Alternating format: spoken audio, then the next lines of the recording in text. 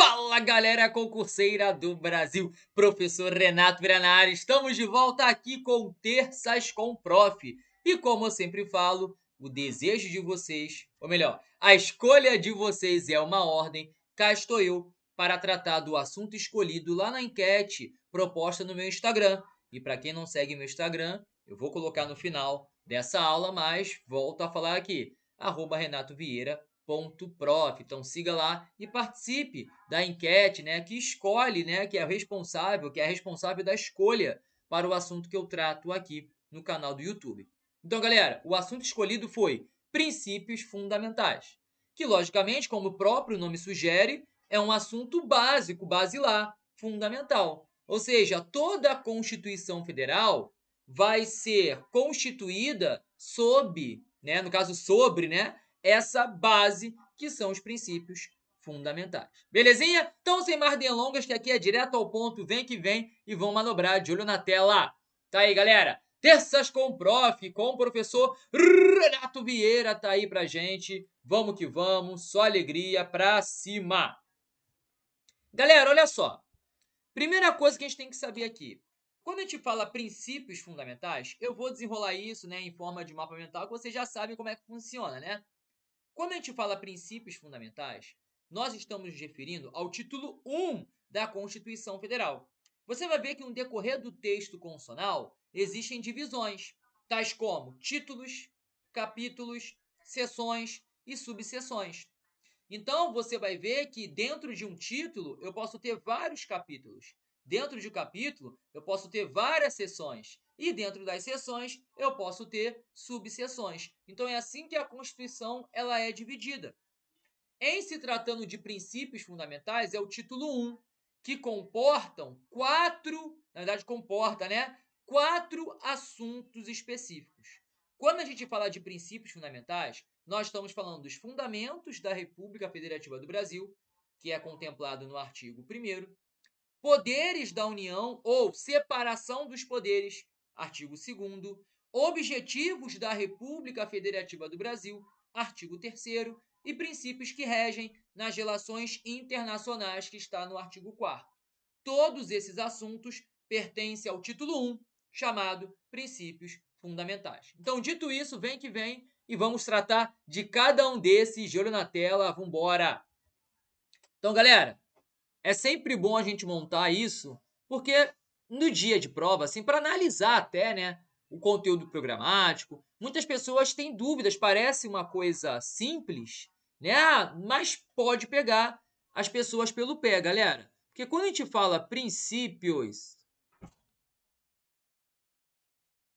fundamentais, como eu falei com vocês aqui no início da live, né, no início dessa nossa aula, a gente está se referindo não somente ao artigo 1º, porque eu vejo muita gente confundindo. Ah, professor, princípios fundamentais é a mesma coisa que fundamentos? Não.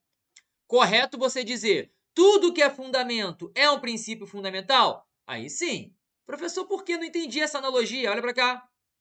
Os princípios fundamentais, eles caracterizam o título 1 da nossa Constituição Federal.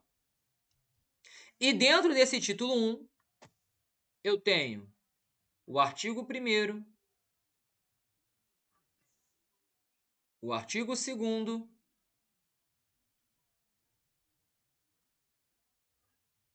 o artigo 3º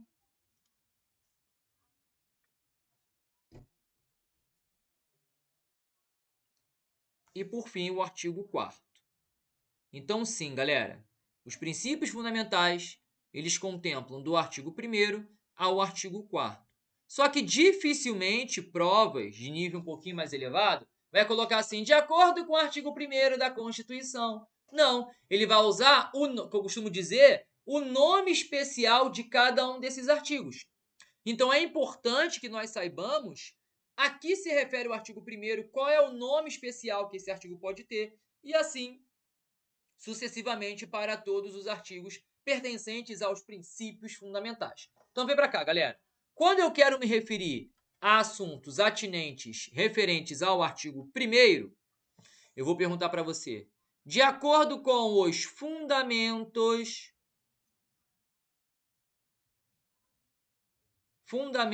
da República Federativa do Brasil. No artigo 2º, nós temos a separação dos poderes. Separação dos poderes. Que pode ser chamado também de poderes da União.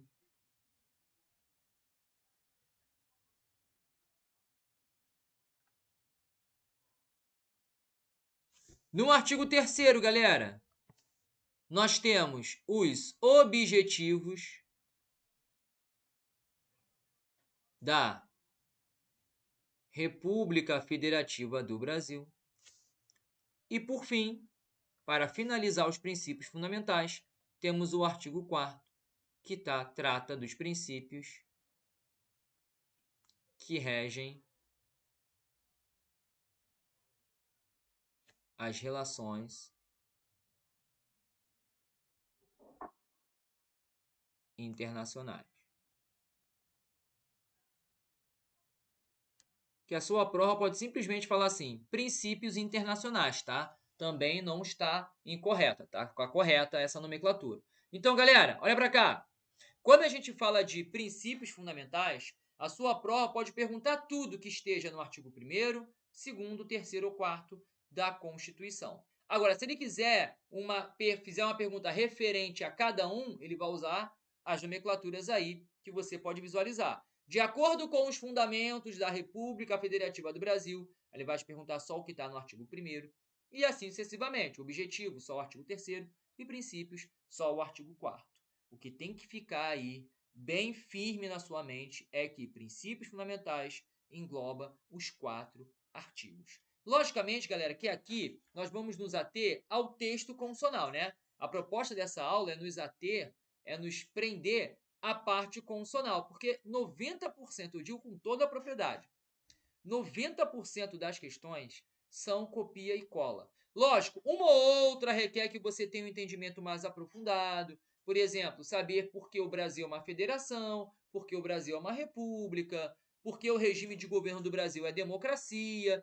Então, toda essa questão aí mais aprofundada, de vez em quando, cai em prova. Mas o que mais cai em prova é saber quais são os fundamentos, quais são os objetivos, quais são os princípios, e ele fica brincando a falar que o objetivo é o fundamento. Então, vamos nos ater ao texto constitucional. Sem mais delongas, vem que vem e vamos manobrar. Então, tá aí para você a apresentação. E vamos começar pelo artigo 1º, né? Começar pelo começo. Galera, o artigo 1º traz para a gente os fundamentos da República Federativa do Brasil.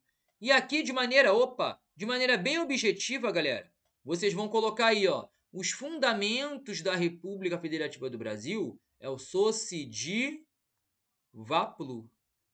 Professor, esses macetinhos, pô, ajuda. Olha só, pessoal, são fundamentos da RFB, da República Federativa do Brasil. Soberania, cidadania, dignidade da pessoa humana,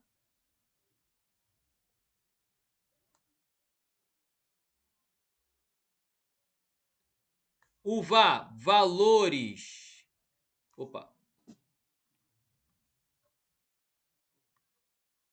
valores sociais do trabalho.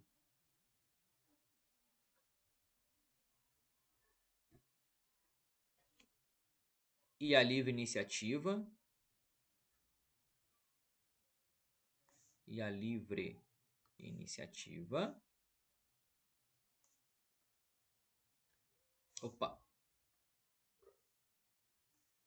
Vamos que vamos.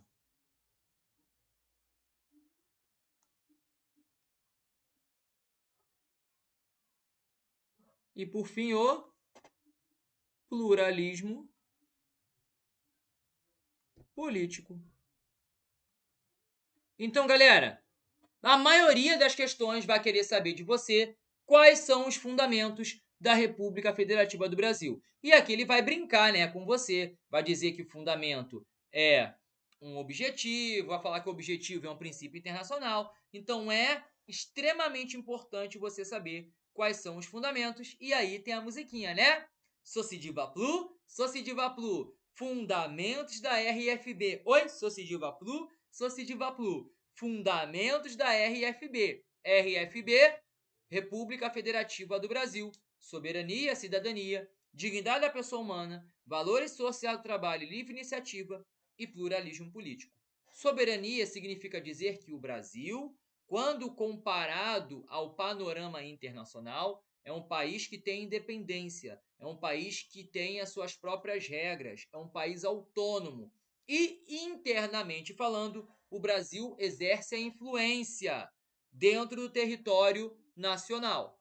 Já a cidadania está ligada aos direitos políticos. Você é cidadão no momento que você faz o seu alistamento eleitoral. No momento que você pode votar, sim, você é considerado cidadão. Então, professor, se você tem menos de 16 anos, tendo em vista que para tirar o título, o mínimo de idade, né, para exercer, na verdade você pode até tirar com 15 para 16. Mas a questão é, para exercer ali o direito de voto, você tem que ter no mínimo 16 anos. Então, se você tem menos, você não é considerado cidadão. Beleza? Então, quem não pode se alistar, alistar eleitoralmente, não é cidadão. Por isso que o conscrito ali, que está em serviço militar obrigatório enquanto durar o serviço, o estrangeiro, lá na parte de direitos políticos, não são cidadãos, tá? Porque não podem exercer os seus direitos políticos, que nós chamamos de capacidade política, capacidade eleitoral, no caso, ativa, de votar. Dignidade da pessoa humana diz respeito à vida. Você tem que viver, mas não basta viver, tem que ter o mínimo de dignidade. O Estado tem que prestacionar o mínimo de dignidade para que você viva. Show de bola? Valores sociais do trabalho e livre iniciativa tem a ver com o trabalho para a sociedade. Você trabalha para movimentar uma sociedade. E a livre iniciativa quer dizer que é o livre comércio. É o tal da oferta da procura, lembra? Lei da oferta e da procura. Você tem livre ali arbítrio para exercer qualquer atividade, desde que seja lícita, logicamente. E pluralismo político tem a ver com a diversidade de ideias. Cuidado, pluralismo político é diferente de pluripartidarismo. Pluripartidarismo tem a ver com a pluralidade de partidos políticos, pelos quais, você tem que ser ali, ser filiado para que você consiga se candidatar caso você queira ser candidato a algum cargo eletivo. Agora, pluralismo político tem a ver com a diversidade de ideias. Não existe uma ideia principal, uma ideia fixa. Não existe uma convicção, seja ela filosófica, no caso aqui política, religiosa, padrão no Brasil. Existe uma diversidade, por isso, pluralismo político. Todos esses constituem os fundamentos da República Federativa do Brasil. Só vou voltar aqui, pessoal, ao texto do artigo 1º. Deixa eu só botar aqui para vocês, que é importante ressaltar. Olha o que ele fala. Eu vou pegar aqui o marca-texto. A República Federativa do Brasil, formada pela união indissolúvel, e aí você já vai marcar no seu caderninho, galera, a sua anotação no seu computador, enfim, onde você está fazendo as anotações. Quando ele fala que a união é Quando ele fala que a união é indissolúvel, quer dizer, pessoal, que os estados, o DF e os municípios não podem se separar do Brasil para se tornar um país independente. Então, por exemplo, caramba, o estado de Minas Gerais está cheio de tudo, não concorda com nada, e agora o governador vai lá e decreta: hoje somos a República Federativa de Minas Gerais.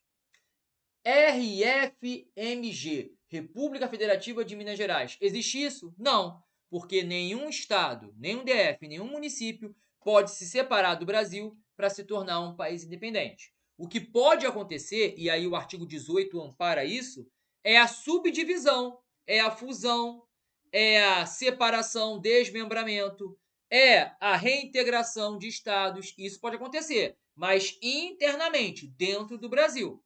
Por exemplo, dois municípios se uniram e tornaram um só. Ou um município se dividiu em dois. Isso pode acontecer? Pode, dentro da República Federativa do Brasil. Quando ele fala união indissolúvel, quer dizer que nenhum desses... Então, vou botar aqui, ó. Não pode... Não podem se separar da República Federativa do Brasil. O que as provas gostam de chamar de essa questão de separar não admite a secessão. Secessão vem de separação. E a tua prova pode botar, não se admite o direito de secessão. Sim, por quê? Porque a união é indissolúvel. Existe um pacto federativo. Nenhum ente pode se separar do Brasil para se tornar um país independente. E aí ele fala que constitui um Estado democrático de direito e fala os fundamentos, né, que a gente acabou de falar, que é o socidivaplu. E aqui ele fala assim, ó, todo poder emana do povo. Galera, essa expressão aqui, ela diz respeito à soberania popular. Por quê? Porque o povo é soberano, é o povo que coloca o representante lá, é o povo que decide a vida do país. Então aqui é a soberania popular, porque todo poder emana do povo. E como é que o povo pode exercer esse poder? Ou vai ser por meio de representantes eleitos, então aqui, ó, através do voto, ele vai colocar um representante, então aqui é uma maneira indireta que o povo tem para exercer um poder, tendo em vista que vai ter alguém representando, e esse representante entra através do voto, ou diretamente. E aí, pessoal, diretamente, você tem fundamento lá no artigo 14, que fala sobre o plebiscito, o referendo e a iniciativa popular. Plebiscito, uma consulta prévia. Antes do Estado tomar uma decisão, vai fazer uma consulta a quem efetivamente é titular do poder, que é o povo, para ver se o povo aceita ou não. Referendo é o contrário. O projeto já está feito e aí vai pedir aprovação do povo. E a iniciativa popular é a possibilidade que você vai contemplar lá na parte de processo legislativo, é a possibilidade que o povo tem de propor, de fazer uma PL, uma proposta de lei, que pode ser sim convertida em uma lei. Temos exemplo, que é a lei da ficha limpa. Beleza? Então, pessoal, esse é o artigo 1º que você precisa saber, o que é de mais importante aí, saber quais são os fundamentos, saber esse texto principal aqui, que o poder pode exercer de maneira direta ou indireta. Eu já vi provas falando, o povo somente exercerá o seu poder de maneira direta ou indireta. Não, os dois. Por isso que a democracia no Brasil é a chamada democracia semidireta, porque adota tanto a direta quanto a indireta. Belezinha? Vamos lá, pessoal, evoluindo. Evoluiu! Ó, o artigo 2º fala assim: são poderes da União independentes e harmônicos entre si. O legislativo, o executivo e o judiciário. Vamos lá, pessoal. Vamos desenrolar isso aqui. Agora, o segundo ponto é sobre a deixa eu botar aqui. Sobre a separação dos poderes.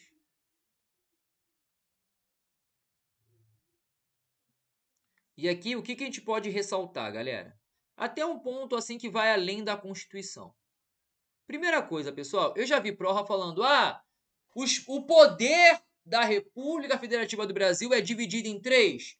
Não, galera, porque essa separação de poderes é uma separação interna.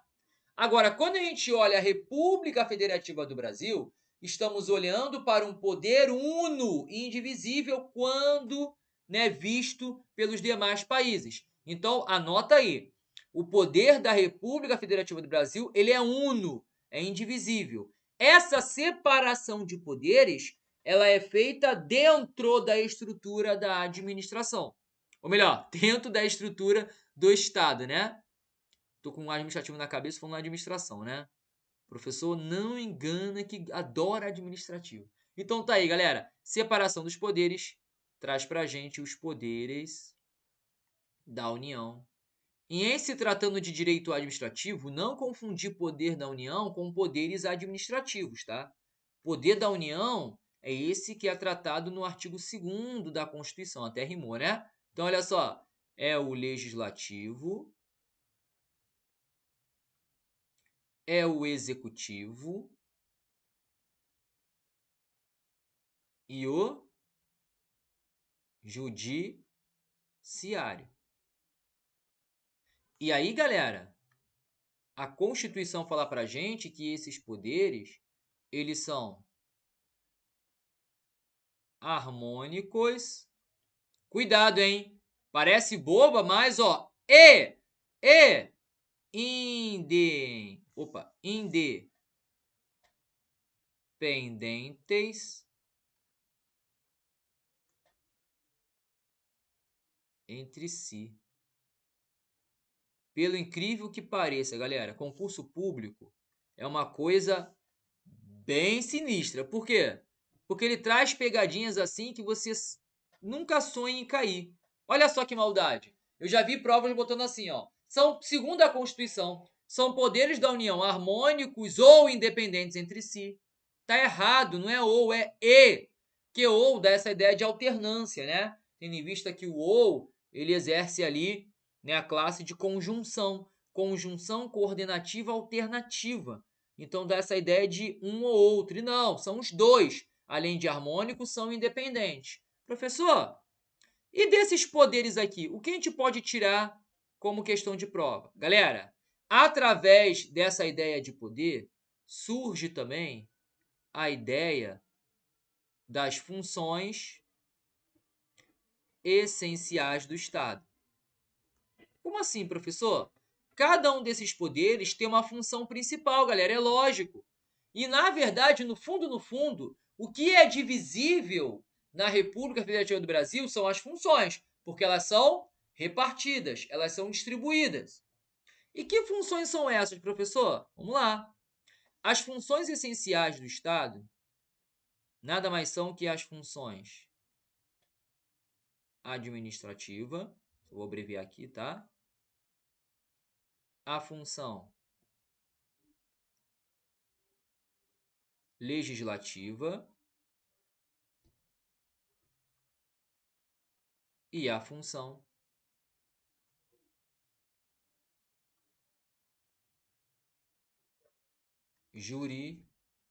jurisdicional.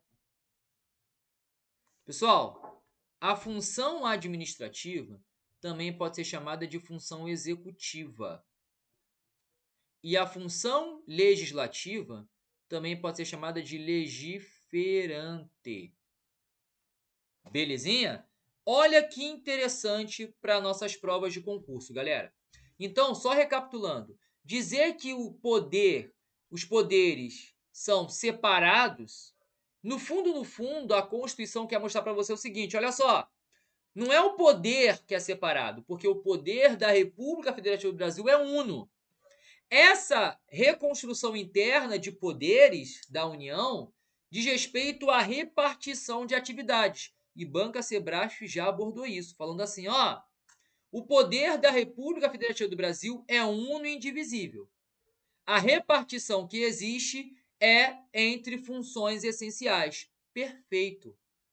Um outro ponto para a gente fechar aqui o raciocínio, galera, é o seguinte, ó.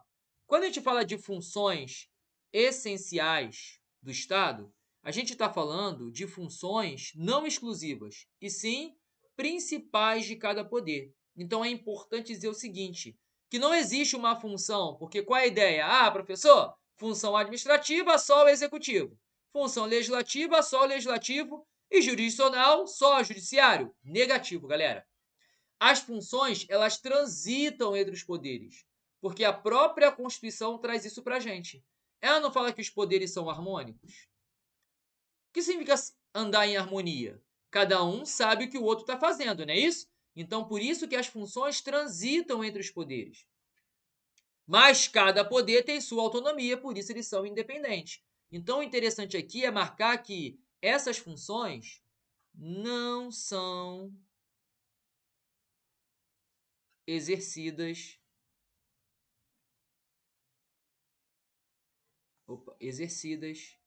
de maneira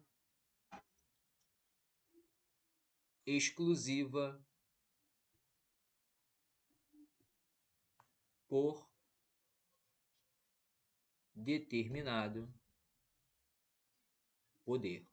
E isso aqui, galera, chove em prova. Não só na parte de constitucional, que isso também você trata na parte de administrativo. Olha que interessante. Sim, pessoal, as funções essenciais do Estado também são estudadas no direito administrativo, ali na parte introdutória do direito administrativo, na parte de administração pública. Mas também é estudado aqui na Constituição, com base no artigo 2º, que é a separação dos poderes. Lembrando que essa separação dá essa falsa ideia que o poder pode se separar do Brasil. Não. A gente vai ver que não. E aí, eu vou provar para você o porquê dos poderes ser chamados de harmônicos e independentes. Olha para cá. Eles são harmônicos pelo simples fato de poderem exercer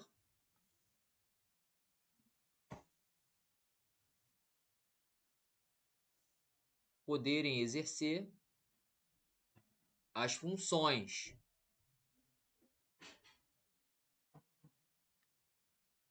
E quando a gente fala de independente, quer dizer que mesmo um poder podendo exercer as funções do outro, eles têm autonomia. O que significa dizer que um poder, em regra...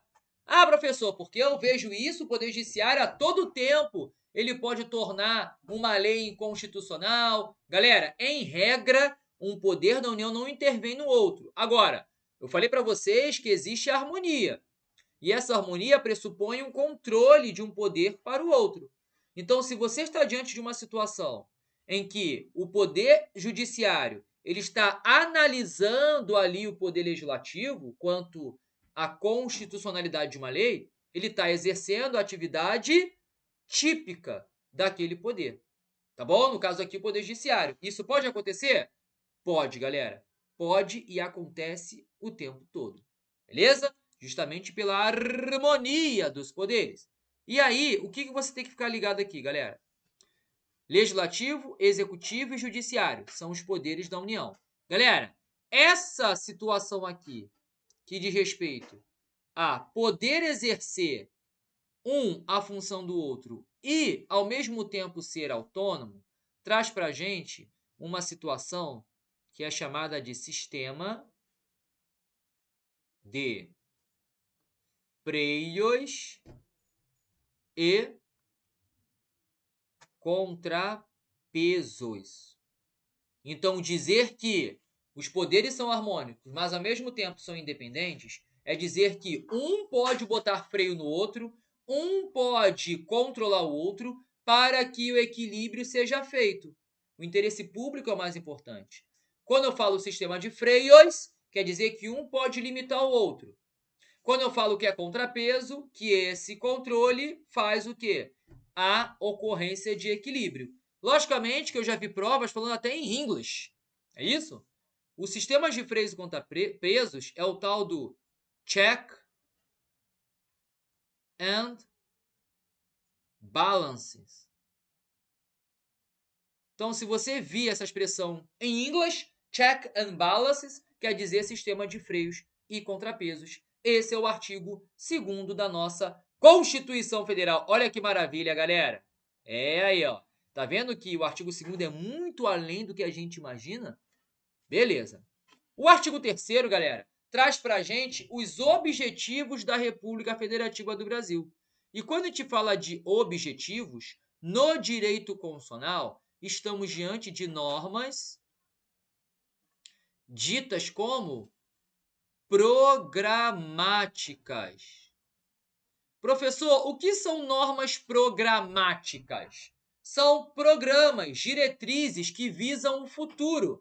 Porque se você lê o artigo 3º da Constituição, dá aquela mínima vontade de dar uma risadinha, né? Porque quando você olha sociedade justa, solidária, livre, um país sem preconceito, sem discriminação, um país que não há pobreza nem marginalização, você fala, professor, estão falando de outro país aqui.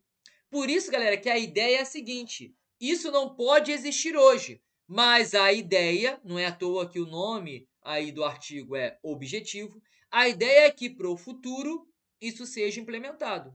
A mesma coisa que acontece lá no artigo 7º, como fala do salário mínimo, que fala salário mínimo, ali vai, né, vai amparar a questão da educação, a questão da saúde. Tu fala, professor, mas é uma norma que pensa no futuro, pessoal.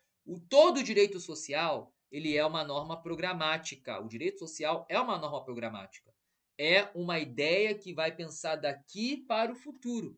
É a mesma coisa que traz para a gente o artigo 3º. São normas programáticas. Então, nada disso aqui efetivamente está já acontecendo. É uma coisa que vai acontecer, tá bom? Então, normas programáticas, como o próprio nome diz, são programas de governo. São diretrizes. E, principalmente, olhando para o futuro. Há provas que cobram essa situação mais conceitual, tá? Então, é importante a gente saber. Aqui, pessoal, estamos diante das normas, né, de eficácia limitada, programáticas, né? Então, dá essa ideia aqui de futuro, olhar para frente. Pois bem, e existem as questões que concordo que são a maioria, que é a questão decoreba. Vai querer saber de você.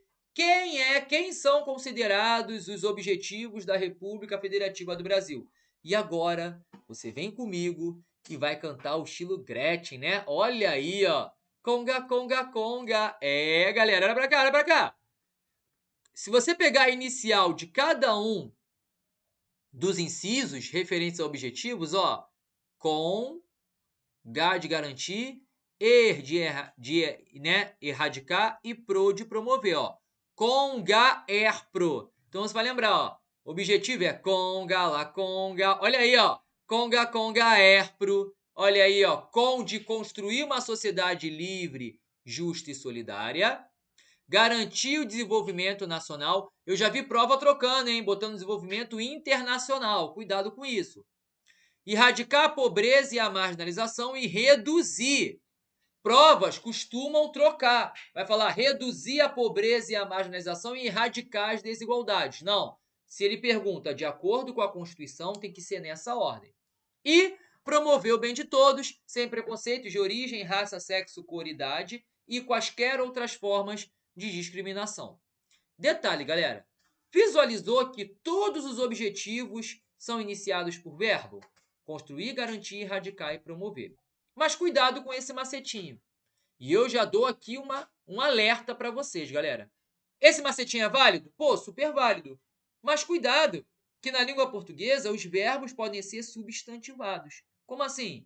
Em vez de eu falar construir uma sociedade, eu falo construção, garantia, erradicação, promoção. E vai estar certo? Sim. Então não vá à sua prova achando que ele é obrigado a botar o verbo. Ele pode substantivar o verbo. Mas em questões que copiam e colam, esse macetinho é válido, que todos os objetivos são iniciados por verbo. Beleza? E para fechar aqui, pessoal, os princípios fundamentais, logicamente, por último, mas não menos importante, são os princípios que regem nas relações internacionais. Então, galera, qual é o bizu aqui, ó? Todos esses princípios, eles vão estar ligados à relação do Brasil com os demais países. Então, aqui, pessoal, é o que nós chamamos de cooperação entre os países. integração.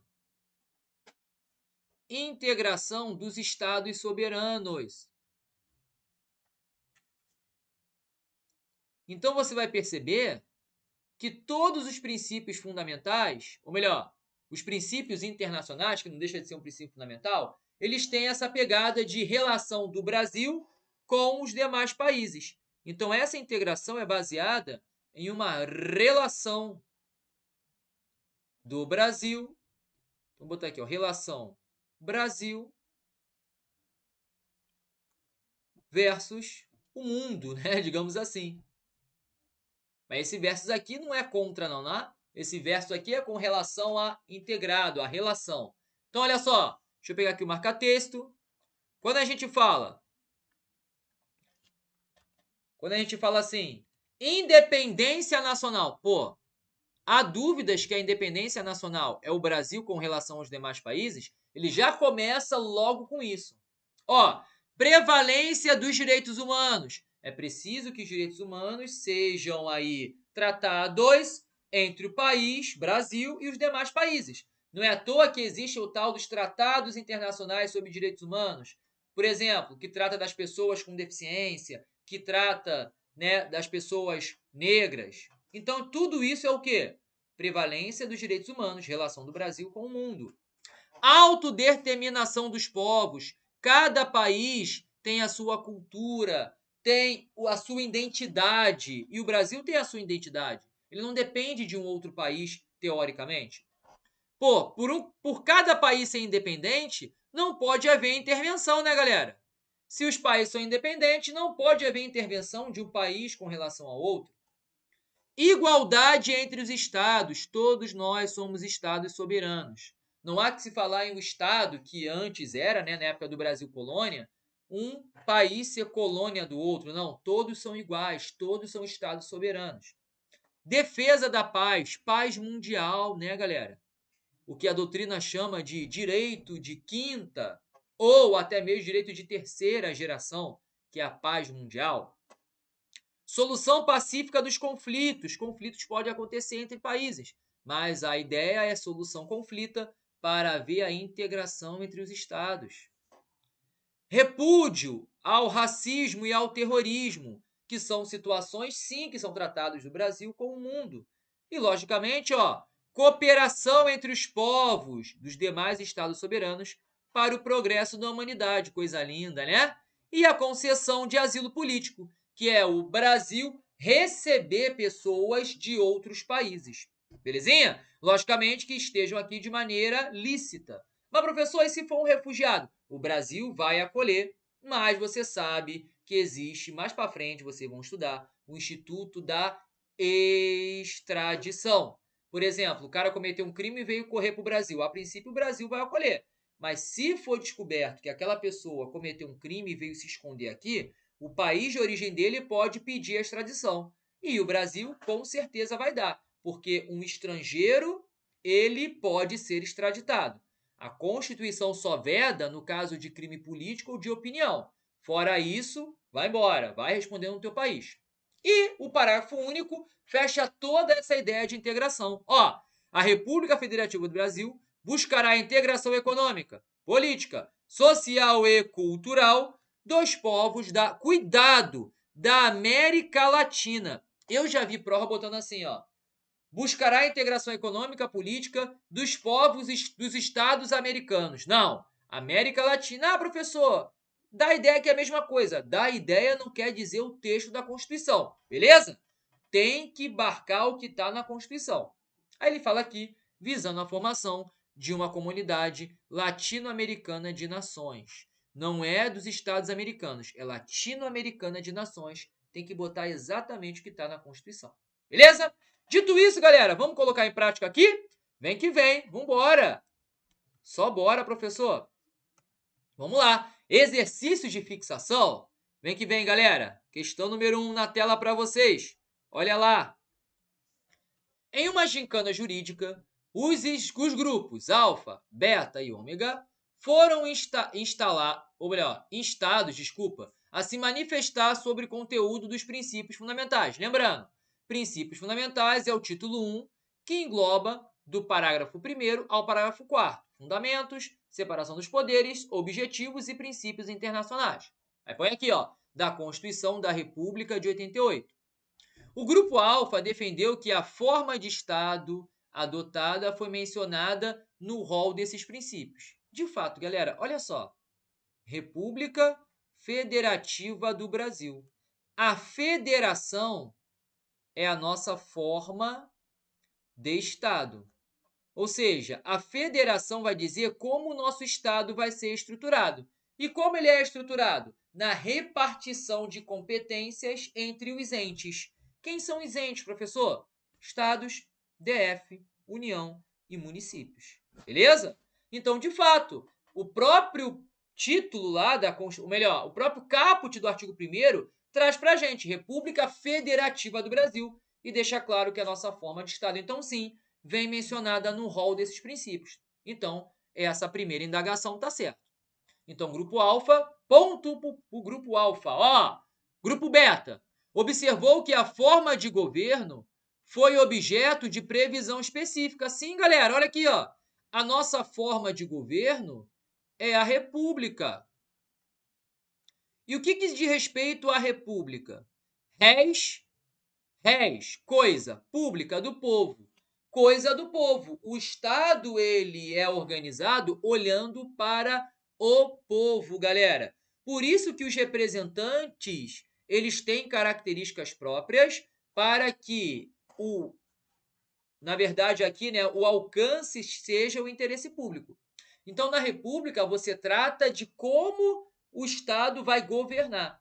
Na verdade, como essa pessoa que pertence ao Estado, seu representante, vai governar. Então, galera, a forma de governo diz muito sobre o seu representante, que logicamente vai estar lá exercendo os seus direitos aí, os seus interesses.